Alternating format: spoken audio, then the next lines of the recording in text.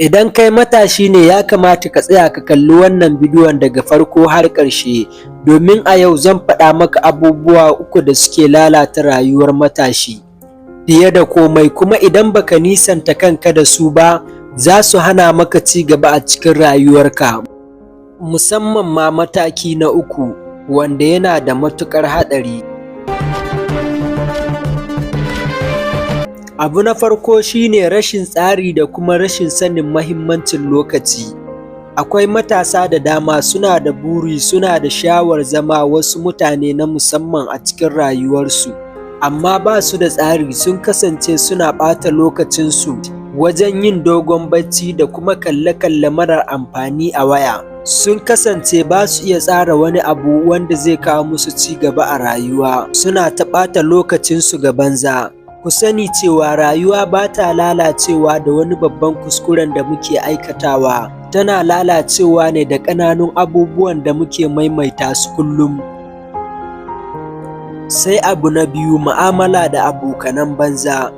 Matasa da yawa a yau sun kasance suna da zuciya mai kyau, suna da baiwar ƙirƙirar abubuwa masu amfani, amma kasancewa suna tare da abokan da suke maida su baya, sai kaga sun kasa aikata komai a rayuwarsu.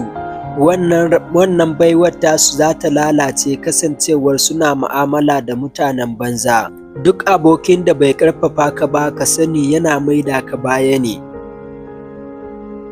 Sai mataki na 3 wanda yake da matuƙar haɗari, shine dogaro da mutane maimakon kanka.